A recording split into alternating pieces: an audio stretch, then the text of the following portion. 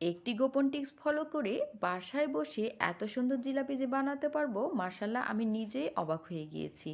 তো চলুন আজকে এই টিপসটি আপনাদেরকে বলে দেব। প্রথমে এখানে 1 কাপ ময়দা নিয়ে নিয়েছি, এটা আটা দিয়েও করা যাবে। স্বাদ মতো লবণ দিয়ে দেব আর 1 চামচ সয়াবিন তেল দিয়ে দেব।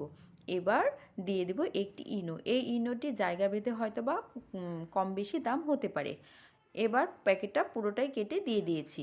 এবার ভালোভাবে সবগুলো মিক্স করে নেব। মিক্স করে নেওয়া হয়ে গেলে এখানে যেই কাপ দিয়ে ময়দাটা দিয়েছি সেই কাপ দিয়ে 1 কাপ পানি নিয়ে নিয়েছি। অল্প অল্প করে মিক্স করে নিতে হবে। এ পর্যায়ে এসে চামচটি আমি উঠিয়ে ফেলবো। একটি হ্যান্ডউইচ নিয়ে নেব। এবার হ্যান্ডউইচ দিয়ে আলতো হাতে ভালোভাবে এই যে পুরো সব পানিটুকু পরে দিয়ে দিয়েছি। এবার ভালোভাবে মিক্স করে নিতে হবে। মিক্স করা হয়ে গিয়েছে। মিক্স করা শেষে এবার একটি পাইপিং ব্যাগ নিয়ে নেব বা একটি পলিথিন নিয়ে নেব। আপনার বাসায় যেটা সচরাচর আপনি পাবেন হাতের কাছে সেটা দিয়েই করে নেবেন। আমি এখানে সচরাচর একটি পলি পেয়েছি আর পলি ব্যাগটিতে সবটুকুই ঢেলে নিলাম। ঢেলে নেওয়ার পরে দেখুন এটি কিন্তু ফুটো। এই ফুটোটাকে খেয়াল করতে হবে। এবার আবারও আরেকটি পলি নিয়ে নেব। নিয়ে নেওয়ার পরে আরেকটি পলি দিয়ে দিচ্ছি। এখানে পাইপিং ব্যাগও ব্যবহার করতে পারবেন। এবার এখানে 1.5 কাপ পানি এবং 1.5 কাপ চিনি নিয়ে নেব। আর একটি ফ্লেভারের জন্য এলাচ দিয়ে দিচ্ছি। এবার কিছুটা ফুড কালার দিয়ে দেব। অরেঞ্জ ফুড কালার দিয়ে দিলাম।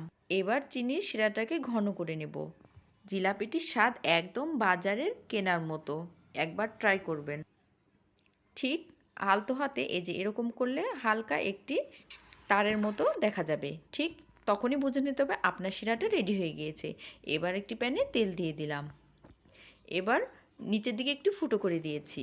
দিয়ে এই যে প্রথম ব্যাচ এটি দিয়ে দিচ্ছি। যদিও এই ব্যাচটি ভালো হয়নি। পিঠা বা যে কোনো জিনিসই তৈরি করতে লাগলে কিন্তু প্রথমটা ভালো হয় না, পরেরগুলো কিন্তু বেশ ভালো হয়। এবার উল্টিয়ে পাল্টিয়ে ভালোভাবে ভেজে নেব। আমি কিন্তু ভালোভাবে জিলাপির শেপটি দিতে পারিনি। এই যে হালকা এইরকম বাদামি রং আসলেই তুলে নিতে হবে।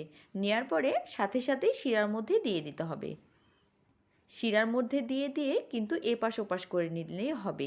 শিরার মধ্যে দিয়ে বেশিক্ষণ রাখা যাবে না বা রাখার কোনো দরকার নেই। এপিট উপিট উল্টিয়ে এভাবে মাখিয়ে ব্যাস উঠিয়ে নিলেই হয়ে যাবে।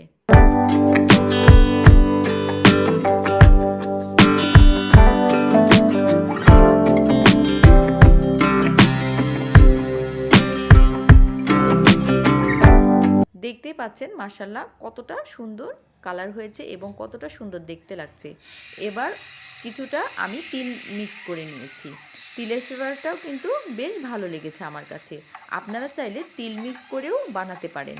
ভিডিওটি ভালো লাগলে অবশ্যই সুলতানাস ডায়েরির সাথেই থাকবেন। দেখতেই পাচ্ছেন 1 কাপ দিয়ে প্রায় 1 কেজির মতো জিলাপি তৈরি হয়েছে। আমি যে পাত্রটি নিয়েছিলাম সেই পাত্রটি ভরে গিয়েছে এবং একটি প্লেট আর এই যে এইগুলো হচ্ছে তিল দিয়ে তৈরি। মাশাআল্লাহ কতটা সুন্দর হয়েছে এবং রসালো হয়েছে আমি আপনাদেরকে ভেঙে দেখাচ্ছি।